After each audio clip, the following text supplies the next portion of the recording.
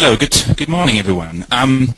This is Felix Koch speaking. I'm a consultancy director at Promise Communities, and I thank Ray Pointer very much for having me today during the NewMR festival. What I would like to talk about today really is what you can see on the slide. I would like to talk about what is next in online co-creation, and I would like to kind of try and make 5 predictions about what I think is going to happen in this field. And I think it might quite nicely link in with some of the other speakers that we have heard today, and especially also what Ray had to say about the future of market research in general. So I hope there will be some kind of useful content in here. Just to kind of give you a short overview over what I would like to cover today. So the main bulk of the presentation will be these 5 predictions about the future of online co-creation. There will be one kind of short summary talking about how you can future-proof your community to kind of make sure all eventualities are covered. And then ideally we would have 5 or 10 minutes for Q&A, and I would really like to kind of get your question and see whether you agree or disagree with any thing that I have to say. Again, before we kick off, I just wanted to say kind of a few things how we have come up with these predictions. It's really mainly 3 sources that have formed kind of the base of this. We have done a good amount of desk research to find out what's going on in the industry. We rely on some kind of wider society trends that will feed into the future of online co-creation, and we've also been running around 50 odd communities in the last 4 years that have, that are co-creative and that are kind of relevant to this topic. And we have kind of done a lot of research with our community participants, what they would like to see the industry to do in the future, and how they would like to be engaged. So these are the kind of the key elements that feed into this stack. Before I go into the 5 elements, I just want to give you a quick overview over the 5 predictions that I have here. And my hypothesis really is that in the future, online co-creation will be more mobile, it will be more engaging, it will be more rewarding for participants, it's likely to be more playful, and last but not least, it will be more hybrid. And I will kind of touch upon all of these in the next couple of minutes and try and bring them to life a little bit, why I think this is the case and what this means for you. If we kick off with the very first one, that's obviously in the future online co-creation will be more mobile. In a way, you could say this is kind of stating the obvious. Excuse me. But I think it's still, while everyone is talking about mobile research and the rise of the smartphone, I think it's still really important to kind of look at this from a co-creation point of view and why this is relevant. So why do I think online co-creation will be mobile? First of all, I think these stats might be known to many people. I think one key thing that we see in the data, and this is based on US figures, is that feature phones, or in dumb phones as they have been called, are really kind of losing the battle against smartphones. So we're really seeing that in this year, smartphones are outperforming regular phones, and that really means that people will have more and more devices in their hands that will be smart, that will be able to have much more content on them, that will be able to include functionality that will support a lot of the things that we do in online co-creation and kind of more of the interactive features that phones have that will really be very relevant for that particular kind of research that we do. And secondly, the second stat that is really interesting about this is that, of course, smartphones are also outperforming desktops and notebooks together. So we will just have a lot of little mobile kind of devices around that are really enabling people to take part in a much more interactive and much more empowered way. And I think online co-creation will really be forced to join that revolution and to really be part of that wave. The third stat around this is really that in about 3 years' time, there will be as many mobile devices as people on the planet. So it's going to be absolutely ubiquitous as a phenomenon, and co-creation will be part of this. How it might look like, I don't really know, but I think what we can say that that the term online co-creation might be gone by, in a couple of years' time, that we either will not even call it online or mobile co-creation, we just call it co-creation. But what we will see is that devices like these will be entering the arena, and will be kind of really looking at engaging not only Western audiences, but also kind of audiences from around the world through these technologies there. So that's one key element, and I'm sure there have been a lot of similar presentations today to that point. The next thing that I would like to talk about in terms of our prediction, or in terms of my prediction, is really saying, I'm just waiting for the slide here, that in the future online co-creation will be more engaging. What I mean by this is that I think, this is the picture of Velcro. So this is how Velcro works. You have little kind of hooks, and you have little pieces of fiber that attach to each other. And I think co-creation or online co-creation will have to be more engaging in the future to be successful in the marketplace, and to be a relevant kind of piece of methodology. And why is this the case? Why do we have to be more engaging? I think first of all, the fight for people's attention and for people's time will intensify. Everyone online will shout at people and will say, look at me, look at what I have to offer, join my community, join my space, join my website. And if we are asking people to help us co-create new products and new services and new insights for our clients, we'll need to have a very good kind of spiel. We need to have a very good invitation to make that happen. That's why we need to be more engaging in order to compete with all these other interesting things that are out there online. The other reason why we need to be more engaging is really because I think that due to its popularity and due to its kind of dominance at the moment, co-creation fatigue might become a real threat. So at the moment, to invite consumers to co-create online is a quite compelling proposition. What might happen in a couple of years' time is that actually this is not going to excite anyone if we talk about co-creation. So if the consumers have been exposed to co-creative techniques in the past, they might say, oh, I've done this, I'm not really into this any longer, and we need something quite new to kind of excite them. So I think what we will see, what will happen, is that we'll get a lot of new tools and features and functionality that will be launched to keep online co-creation fresh and to keep consumers engaged. So I think what we'll see is more competitions, more ethnography online, more video functionality that will be part of communities. We'll have many more ways of visualizing data and kind of getting people's attention, using whiteboards to allow people to express themselves creatively. So not just fill in a survey, but actually create something online, and be creative and produce a document, produce something visual online. So these things will keep the industry kind of creative, and these things will engage people in the future, and I think we'll really have no choice but to go down that route. The very third thing that I wanted to talk about is that I think, again, we have no choice but to make sure that online co-creation in the future is more rewarding than it maybe currently is. I think we as a business, we realize it works quite well. The proposition is very appealing, but I think in the years to come we'll need to find ways to be more appealing to more rewarding to our participants. Why is this the case?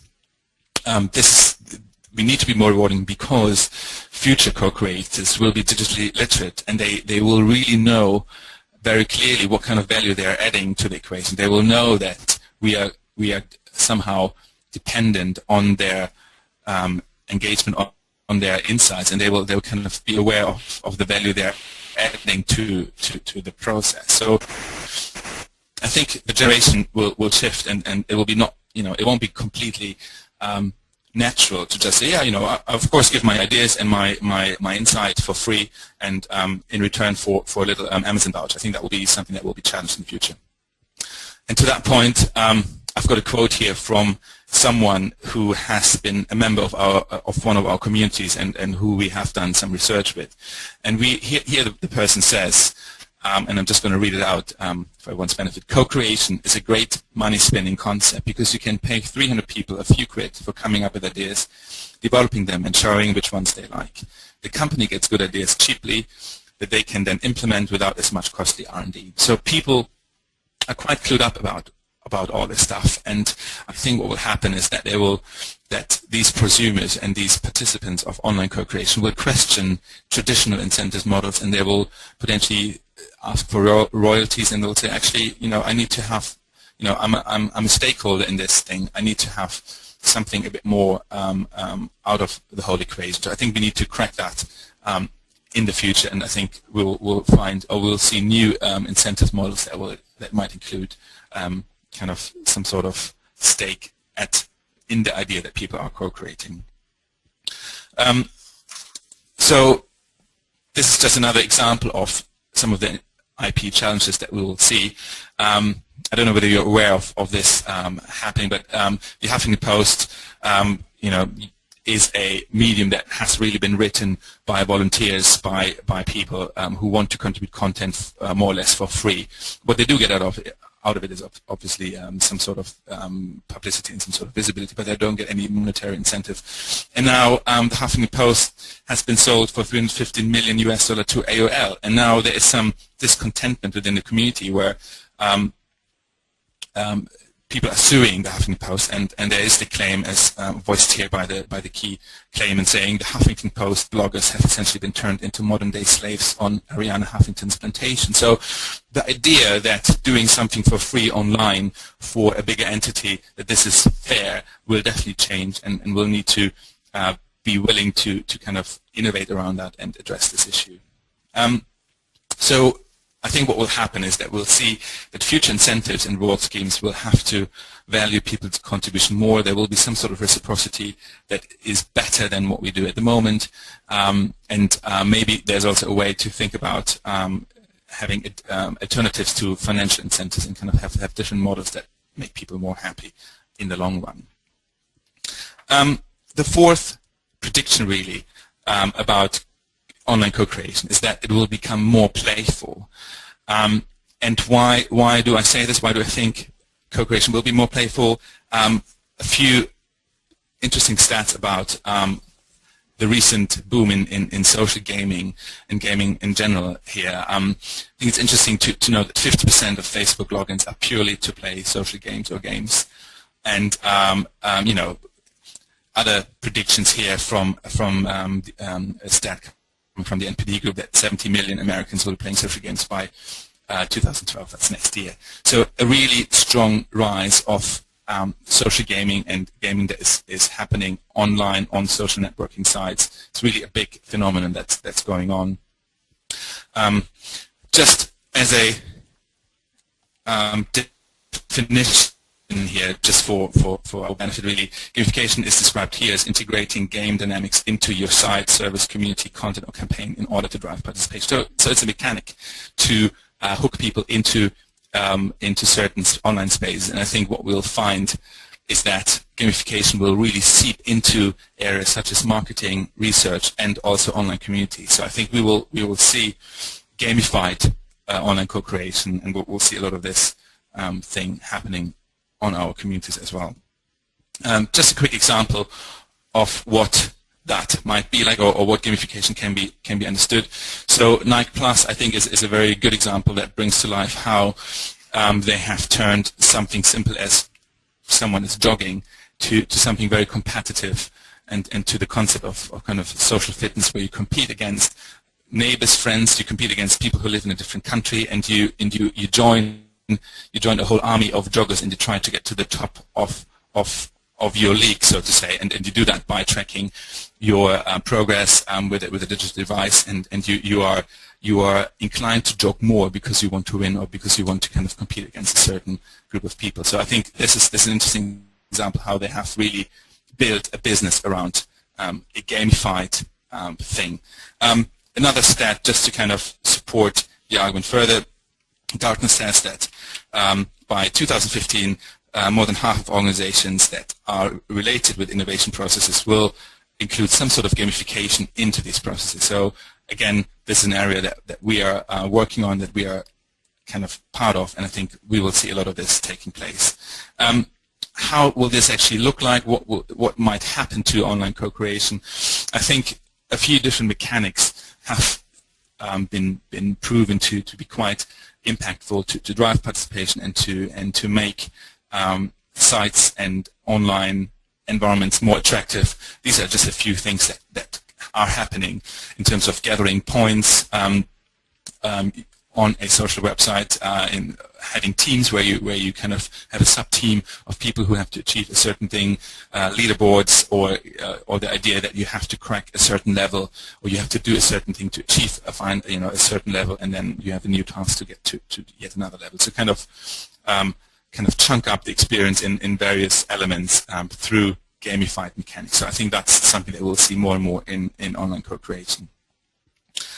The final prediction really is around how online and offline will kind of converge more and more. I think what we'll see is that we'll see much more hybrid co-creation projects and processes that are a mix of both online and offline methodology, and I think it's a very appealing thing to build and to say we can really combine online and offline methodology into one process, and it's all co-creative. Why do I think this is going to happen? First of all, I think generally co-creation, although it's not new, I think its boom due to online is something quite new, and I think what we see is that the knowledge around co-creation is increasing at the moment. We are really understanding on and offline forms of co-creation much better. Here we have just plotted the dimensions of the word co-creation in the scholarly domain, and we've just seen that, if you track it by year, you just see that there's a really exponential academic interest around the concept. So with this interest and with the research being done, we just know much better what online and offline are good for and how we can really combine them better in the future. Another data point maybe to support the hypothesis is that we see much more kind of on and offline forms of communication kind of converging into one. In a way, Facebook video, Skype, integration of Skype is really a proof point that it's really important to include a face-to-face element to social media, and that it's really worthwhile doing, and that people get a lot of benefit out of doing this and of seeing themselves. It's a bit of a shame that today I can't see you, but I think maybe in 2 or 3 years' time, when we have a new MR festival, there will be, the technology might allow us to actually see each other all the time and have some kind of feedback on that. So I think these things will take place, and they will kind of go into the industry.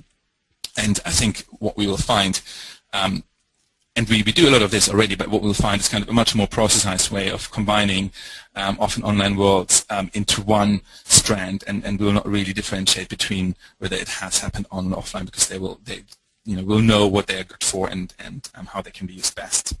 That was quite a fast run through these 5 hypotheses. Just to recap again, for everyone's benefit, I think in the future online co-creation will be more mobile, more engaging, more rewarding, more playful, more hybrid, and I'm sure there are a lot of kind of arguments and debates within each of these, especially around rewarding people and intellectual property issues. I think there's a lot of debate to be had in this arena, and I'm really kind of looking forward to seeing how the industry develops over time on these, and it would be good to get your views as well.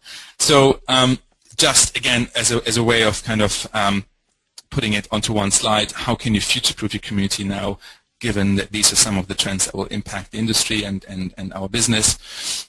Be prepared to go into mobile, use simple and user-friendly interface that community members can access on their smartphones and tablets. I think that's really key to do. Think about how you engage your community participants and keep engaging, keep the platform moving, keep innovating to add new things, and most importantly, make sure you empower community members even further. So don't work on your survey functionality, but work on your creative brainstorm functionality. Think about a different incentives model, and think about how we can kind of keep people interested on these topics. Think about how to integrate best of both worlds offline into your offering, and really keep experimenting. I think very often we do mistakes, and something doesn't work, and that's the best thing that can really happen to us to really drive the methodology further and try things out. So sometimes we are trialing out stuff, for example, like without any incentives model. So there's no kind of monetary reward to be had on the community, and we just see what happens and we see whether we can learn from it. That would be one example. Before I close, just one slide really to give you a quick understanding how we fill our innovation pipeline internally to kind of deal with some of these challenges. Of course, we do our own tech development both in online and mobile. That is feeding into the funnel. We conduct our own co-creation research with community members, so sometimes we'll funnel a few of them into a separate meta community to understand what do you like about co-creation, what do you hate about it, how can we improve it. We do our internal kind of IP conferences, and and as I said before, we really keep experimenting with all these different elements and then filter and apply those throughout. So that's a snapshot of what we do, but of course I'm really keen to kind of understand what you're doing around this. Yeah, that would be my little spiel, and ideally there will be time for questions now, and I would be keen to hear what you guys have to say, or whether you agree, disagree with anything that I've said. It would be really good to hear what you feel about all of these topics.